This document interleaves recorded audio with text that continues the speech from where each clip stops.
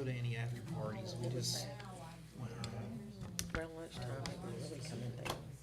So I just need to go back here and tell these people that we can have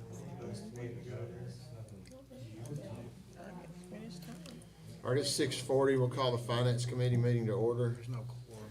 Oh, we don't have enough people here? Your quorum ain't here. Because Deetra and Sally are both Okay. out. Well, I guess we won't.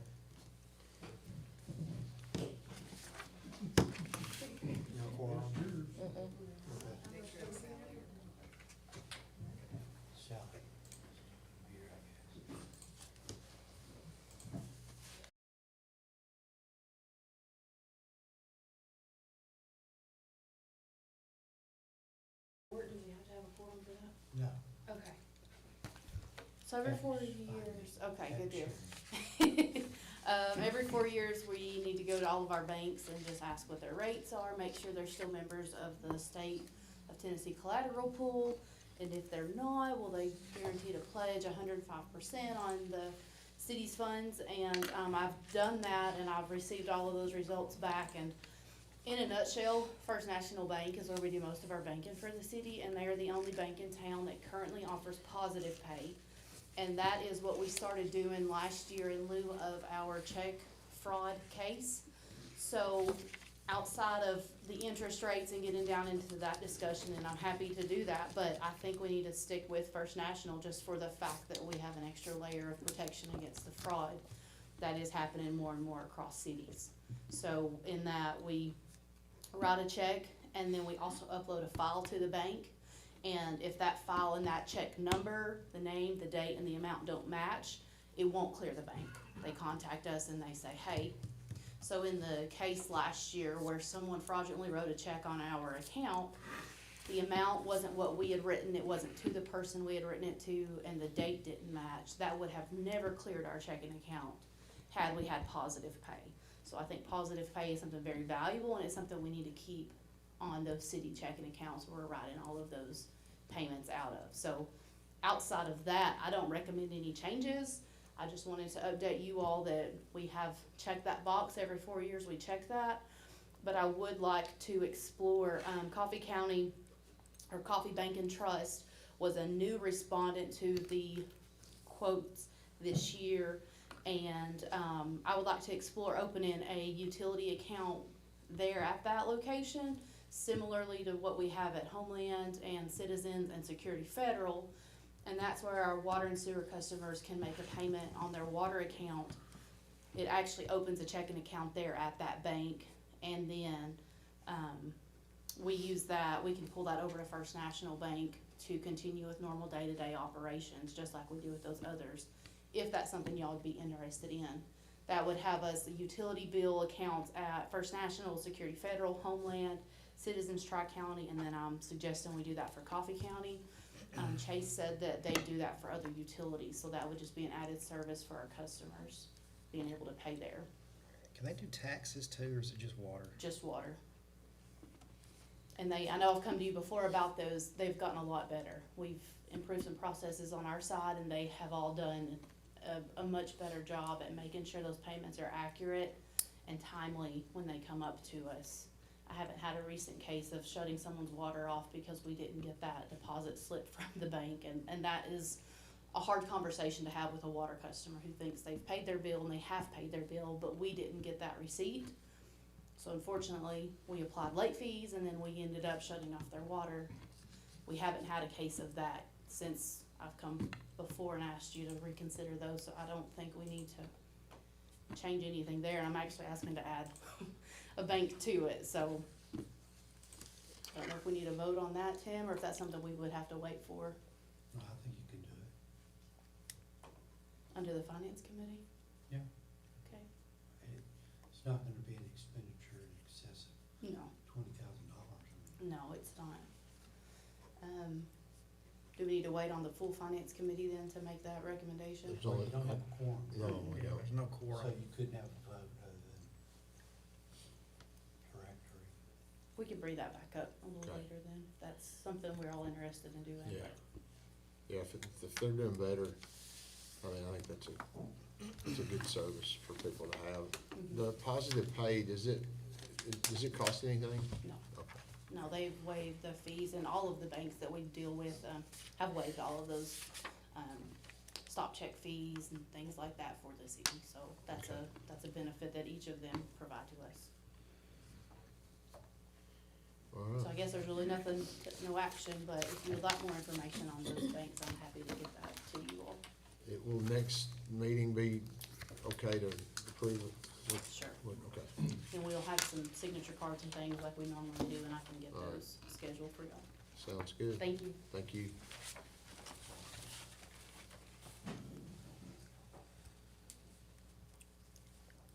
Next is safety, but we don't have a quorum unfortunately for that one either.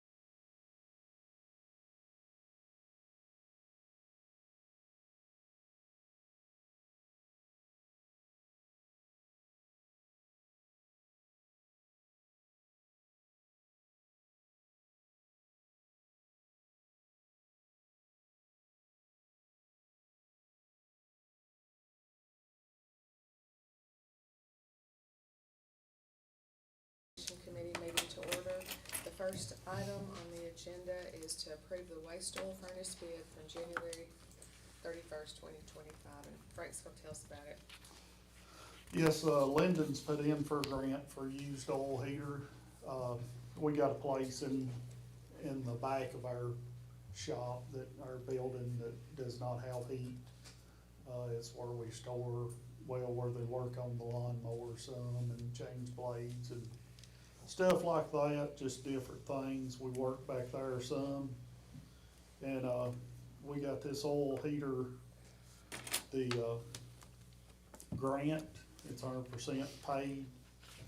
I'm recommending getting we got 4 bids, 3 of them's from the same person, different size heaters. And I've talked to him and he said the 325,000 BTU would be sufficient for our building. And, that's the one I'm recommending from Clean Burn. The Energy Logic, to me, it looked like it wasn't built as good. I don't know, I mean, on the paperwork and stuff, it just didn't look like it was built as strong and everything. So I went with I like to go with the Clean Burn and the 325,000 BTU. It was $17,615. And, this guy says that he has the parts in stock if we ever have to work on it. Levy Glenn, I've talked to them out the county, they do have a Clean Burn out there. They said they've had 2 of them, and, they've had them for 20, 25 years, I've never seen one of those. so. So it's all paid for? Yeah, it's through a grant. So do we need to take action on it at all? We do? Yeah. Okay. I'll make a motion to approve. Got a motion to approve, I'll second it. second, first motion and a second, all in favor say aye. Aye. None opposed, motion carries. Good, thank you very much. Any other business to come before this committee? Hearing none, meeting's adjourned.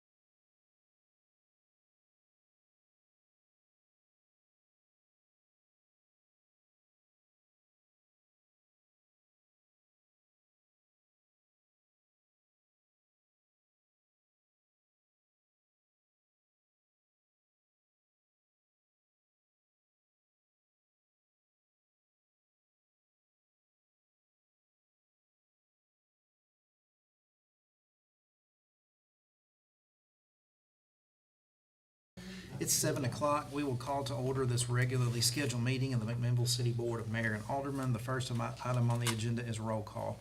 Sally Brock's absent, Deidre Dunlap is absent, Steve Harvey, Here. Rachel Kirby, Here. Carrie Morton, Here. Kara Youngblood, Here. Mayor Chastain. Present. Item 2 is consideration of minutes. Each member of the board should have received those in their agenda packets. If there are no requests for additions, corrections, or deletions, I'll entertain a motion to dispense with their reading and approve them as read. So moved. Motion by Ms. Carrie Morton, a second by Mr. Steve Harvey. All in favor? Aye. Motion passes. Item 3 is recognition of visitors. If anyone in the audience wishes to address the board, please step to the podium and state your name for the record. Hearing none, item 4 is recognition of employees. We have several department heads here this evening. If anyone wishes to give any recognition, come on up. Hearing none, item 5 is communications. Item 5A is discussion from Justin Scott and Jennifer Flatt about picnic tables and umbrellas for Main Street. Thank you. So, it's been several weeks.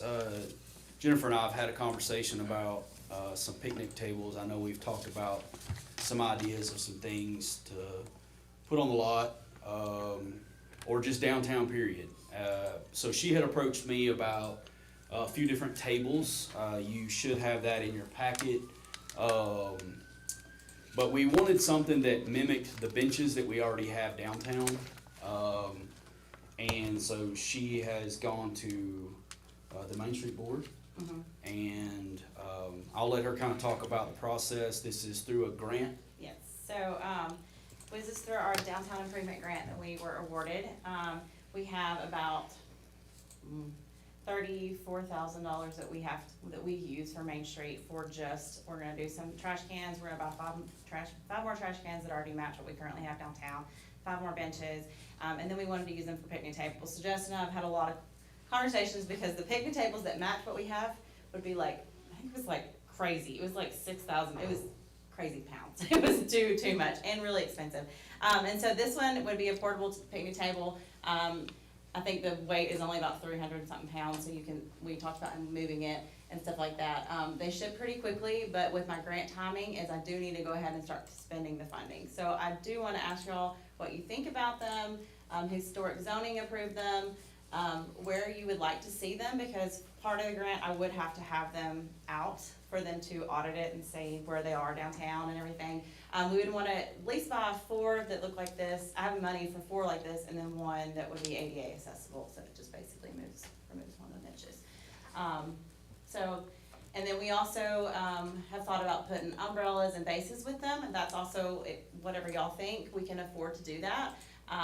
But we've had the conversation too, are they gonna fall down, if a big wind comes through, who goes up and down, all those kind of things. Jennifer gonna spend her whole summer rolling umbrellas up and down. I mean, I don't know. Yeah. But it would be nice to have visually, it would be aesthetic, but at the same time, I just wanna see what y'all's opinion is, what you think, where you would like them, because, Main Street would like to be able to do that. Are they definitely going to be black? Yes, that is black, yeah. Okay. I think it's great. I think I'd love to have some in the lot. I think people would, Yeah. I think people would just bring their food all day long, coffee and juice and all that. I think it's wonderful. And so how many? We total? have put in our grant to buy 5, so that would at least, one of them be an ADA accessible one, so. What other places, would you consider? I mean, as long as they're downtown historic district, I think we're okay, so, kind of. You're talking about along Main Street, just anywhere downtown. So, Main Street McMinnville has worked really hard to get this grant that she's referring to. It was originally a $300,000 grant. Part of it was given as facade grants, so people in the downtown, business owners and property owners who did renovate their properties were able to, I think it was a 75-25% match. And so this is the remainder of it, and it was our intention to help further phase 3. And so they have to be downtown, but they can be technically anywhere downtown. So I think even if, and I've not even spoken with them, but if Security Federal would let us put one on that lot that they allow, it's technically in the historic downtown area. So, I mean, we're open as long as you allow us, Main Street McMinnville, to put those out, because it has to be just in this area, if that answers your question. Well, I remember those doing that with the facades and all that. I think they look good, I do too. as long as the drink will stand up on them. Yeah. And I think, honestly, I think umbrellas are a little bit overrated. I mean, you're either, they don't really keep you dry, and if you're in the sun, you're always at an angle and not that much in the shade anyway, so I wouldn't be all that crazy about umbrellas personally. I did tell Jennifer that my experience with umbrellas at the Gilly Pool, if you don't have them tied down, we get some winds down through here, they're gonna be gone. Yeah, I can see that being, Yeah, problem. that'd be an issue. If someone leaves it up, who's gonna go put it down, those kind of things, so. Is there late afternoon shade on the lot or none? Cause Not really, just a little bit, we're not- there's no shade. Very, very late. very late, yeah. Like at night. Yeah. I mean, I think you would put the majority on the lot. I mean, you know, not all of them, but I haven't.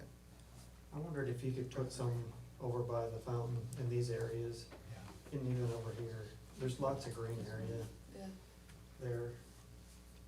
John Austin, Urban Forestry did say, you know, it's not, they'll do their best to move them and mow around them or, you know, whatever to help, so. The lack of shade, I think, is hard in those areas. I mean, I think umbrellas could be a good thing, but also I've had one downtown that has blown away, and so it's like, who's responsible for it? I don't know. I mean, we've all learned enough from sitting at the beach that if you're in the afternoon, you gotta get 10 feet away from it to be in the shade of it, so, I mean, Yeah. only a certain time of day will it even help.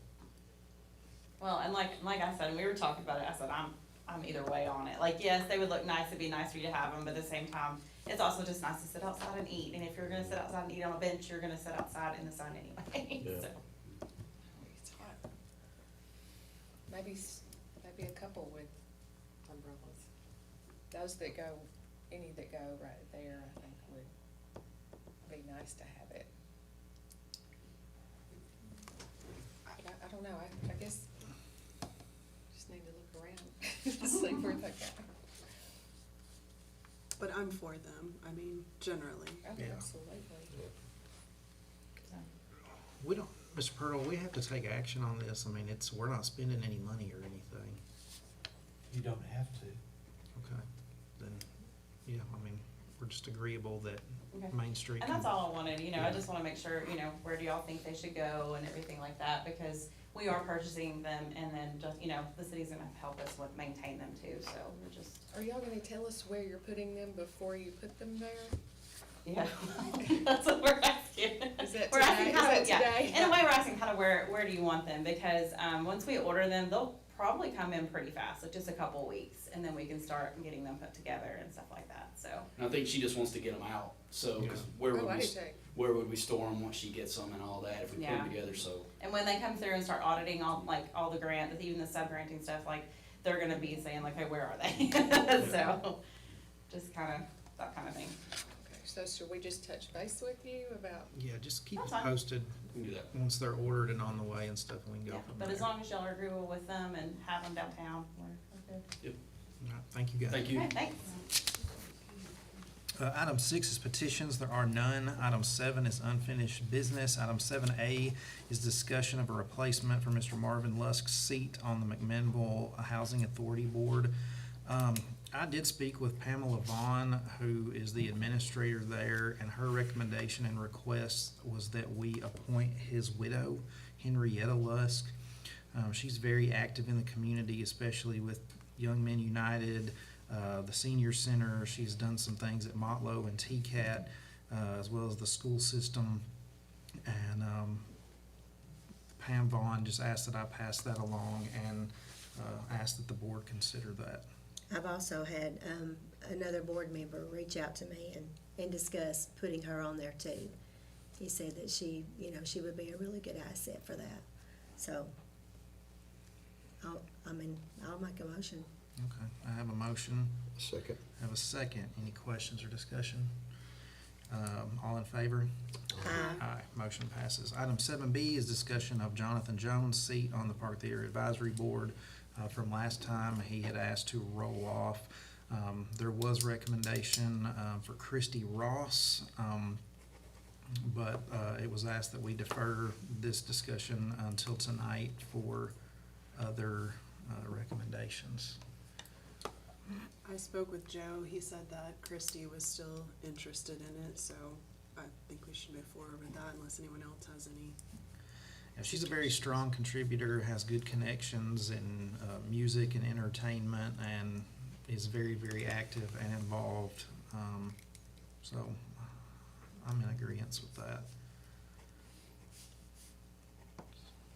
Judy, a second. I don't have a motion, I don't think. I'll make a motion to that. So I have a motion I'll make a and a second. second. All in favor? Aye. Aye, motion passes.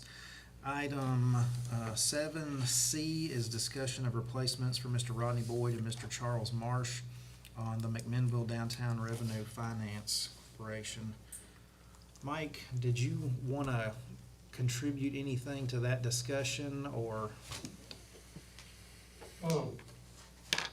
Certainly, the bylaws, we don't have any, the board and I don't have any power as far as the appointments go, and we really don't have anybody in mind.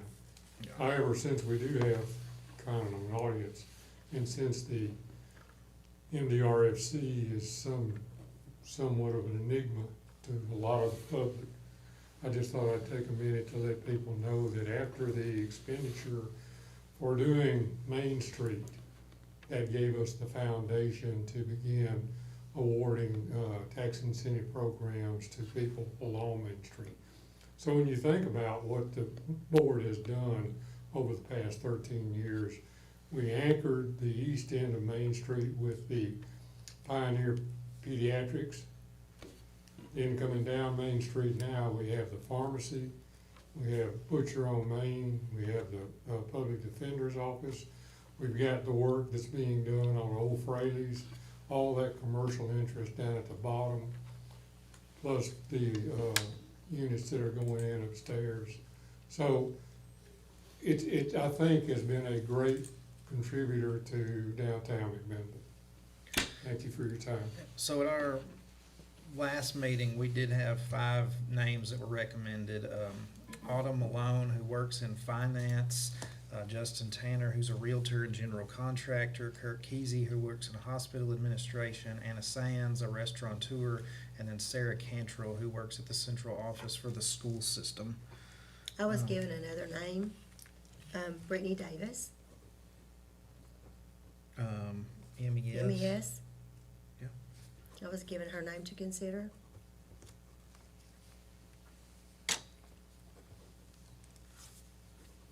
Have you spoken to her about that? I haven't personally spoken to Okay. her, no. I'm sure that she would.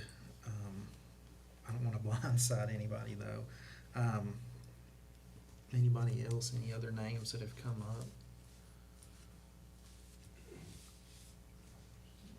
That's actually a really good one.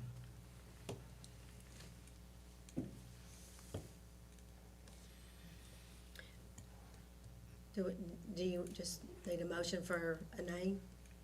I would like the board to consider Autumn Malone and Brittany Davis. So I'll make that motion. If I could, I'm sorry to interrupt. You said Autumn Malone, Justin Tanner, Ann Sands, Brittany Davis. Kurt Kesey and Sarah Cantrell. Okay, I'm sorry. I just wanted to see everybody. We don't know if she even will or not. She would. I mean,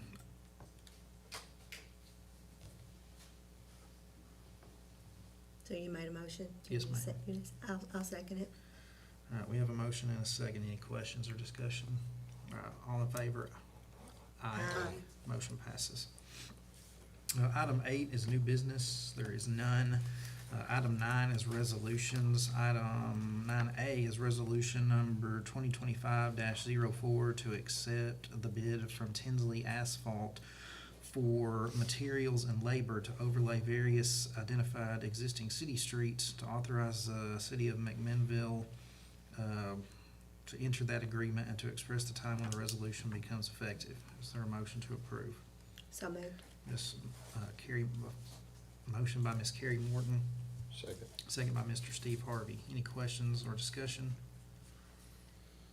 Hearing none, we'll call for the vote. Steve Harvey, Yes. Rachel Kirby, Yes. Carrie Morton. Yes. Carol Youngblood, Yes. Mayor Chastain. Aye, motion passes. Item 9B is resolution number 2025-05 to authorize the city of McMinnville to participate in the Public Entity Partners Cybersecurity Grant and to express the time when the resolution becomes effective. Do I have a motion to approve? Just briefly, what is that? Nolan? I don't really have any information, but I believe Libby does. I do.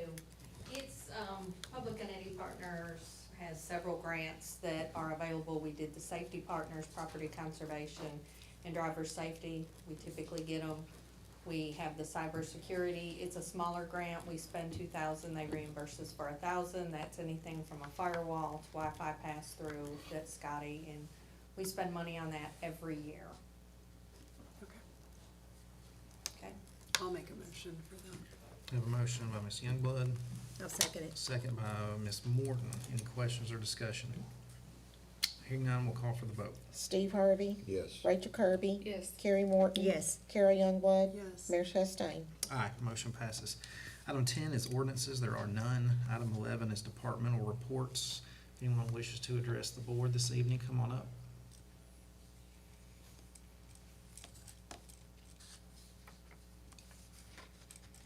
Justin, are you sure? Who won the chili cook-off? Yeah, who won the cook-off? No, I did wanna mention, Joe, their Park Theater they're doing phenomenal, but they're calling it the Valentine's Weekend at the park. I don't know if you guys have checked your emails, but they've got Ken and Drew of Sister Hazel there Friday night at 7, and then Forever Abbey Road, the Beatles tribute on Saturday. So it's just like show after show after show, and of course they had Swifties last weekend, and so there's a lot going on, but really excited about that. So Can we get a report on the chili cook-off? Did you like, Who won? Yeah. Yeah, who won? oh, did you leave before we announced the Yes. winners? Yes. Well, overall, Samantha Moore. Ah, right. congratulations, Samantha. We had, she got overall soup and chili, and Joey Kennemer got the #1 chili. He was in the long pot of chili, that big crock pot. And then soup was, who got first? It was Michael Benushis. Here's the list up What here. was it? Which It one was was an Sam's? Italian. Which one was yours? The lasagna. It had the bow ties. Oh, yeah. Yeah. That was the one that I think, Mr. Nunley would not leave until he knew that soup won. It was pretty, Terry He Beer did didn't win come- anything? Yeah, he got Terry third did. place. Oh, okay. Third place in the chili category. That was my favorite. yes. They're all really good. This is the first year we've had a multiple double tie, and we had to have some judges stay and taste test multiple times. Yes. Yeah. Very good. It was very good. I'll say that. Mr. Mang, do you have anything? Just a quick update on the police department. I got a updated contract from Peter Metz this morning, so I will get that on the agenda for the next meeting. Mr. Purtle? No. It is my understanding we do need to enter into an executive session following this board meeting. Is that correct, Mr. Purtle? It's Mr. Mang's, but yes. Okay. All right, well, if there's nothing else to come before the board, we stand adjourned. Thank you.